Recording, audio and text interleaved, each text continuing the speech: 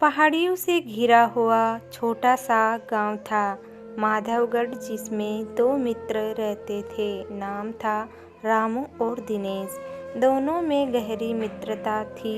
दोनों एक ही कक्षा में पढ़ते थे और अधिकतर दोनों का समय साथ साथ ही व्यतीत हुआ करता था।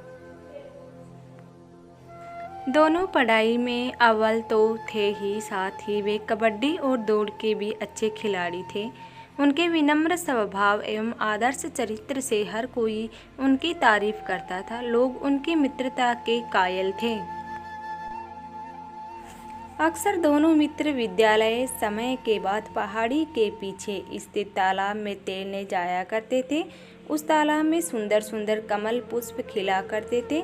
दोनों को यह स्थान बेहद प्रिय था। वे दोनों घंटों यहाँ बतियाते पढ़ाई की चर्चा किया करते थे। वहीं दूसरी ओर उनकी इस गहरी मित्रता से मोहन और उसके मित्रों राजेश, सुनील को काफ़ी ईर्ष्या होती थी। वे कई बार इनकी दोस्ती में दरार डालने तथा इन्हें नीचा दिखाने का प्रयास कर चुके थे, मगर हर बार उन्हें अपने मुँह की खानी पड़ती थी। रामू और दिनेश की मित्रता मानो दांत कटी रोटी जैसी हो। कुछ दिनों बाद विद्यालय में दौड़ प्रतियोगिता आयोजित होने वाली थी। प्रतियोगिता यह थी कि जो भी विद्यार्थी सबसे पहले उस तालाब से कमल पुष्प लेकर विद्यालय लौटेगा वही विजेता होगा।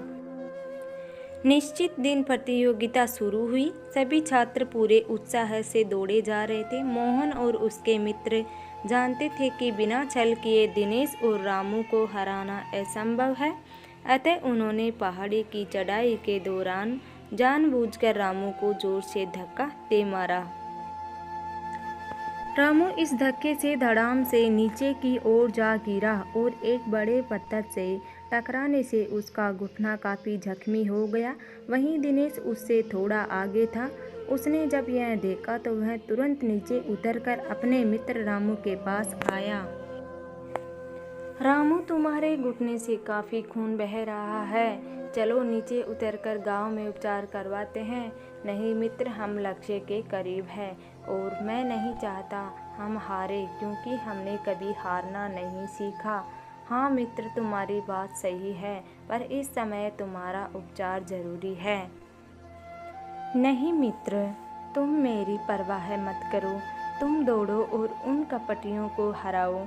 नहीं मित्र, यदि हम दौड़ेंगे तो साथ साथ बाकी नहीं, मैं तुम्हें यूं छोड़कर नहीं जा सकता। ठीक है, फिर चलो हम साथ में ही इस दौड़ को पूरी करते हैं। हमारे लिए जीत से कहीं ज़्यादा महत्वपूर्ण है उन कपटियों को सबक सिखाना। दोनों मित्रों ने पुनः दौड़ प्रारंभ कर दी। अब तक मोहन और उसके मित्र उनसे काफ़ी दूर निकल चुके होंगे। क्यों रामू? हाँ मित्र, लगता तो ऐसा ही है। खैर, ईश्वर अच्छा करे, अच्छे लोगों की हमेशा मदद अवश्य करते हैं। बिल्कुल मित्र, इधर मोहन और उसके मित्रों को पहाड़ी चढ़ाई का इतना अभ्यास नहीं था, सो वे सब जल्द ही थक गए। उनकी सांसें फूलने लगी थी और पहाड़ी की आधी से ज़्यादा चढ़ाई में ही वे विश्राम करने बैठ गए, ये सोचकर कि उनके मार्ग के दोनों कांटे दिनेश और रामू अब इस दौड़ से हट चुके होंगे। वहीं दिनेश और रामू ने धीरे धीरे लगातार अपनी यात्रा जारी रखी। सबसे पहले दिनेश पहाड़ी के शिखर पर पहुंचा। रामू को घुटने में दर्द की वजह से पहाड़ी की चोटी बड़ी चट्टान में चढ़ने में मुश्किल हो रही थी। वह बार बार असफल होने की कोशिश कर रहा था। जब दिनेश ने उसकी ओर देखा तो अपने मित्र के इस अदम्य साहस और जज्बे को देख उसकी आंखें भर आई। उसने अपने हाथ आगे बढ़ाकर रामू को ऊपर की ओर खींचकर पहाड़ी के शिखर पर पहुंचा दिया। दोनों मित्र कुछ ही समय में तालाब के किनारे पहुंच कमल पुष्प ले अपने गंतव्य की ओर प्रस्थान कर दिए। लौटते हुए रास्ते में उन्हें मोहन और उसके मित्र मिल गए। उन्हें यूं अचानक देख विस्मित हो गए। अब उन पर खिन्नता महसूस हो रही थी। अब पछताए होत क्या जब चिड़िया चुग गई खेत। हर कोई उनकी इस मित्रता पर वाहवाही कर रहा था। वहीं दूसरी ओर सब मोहन और उसके मित्रों के इस कुकृत्य की भर्त्सना कर रहे थे। वे सब अपने ही लोगों के बीच शर्म से पानी पानी हो रहे थे।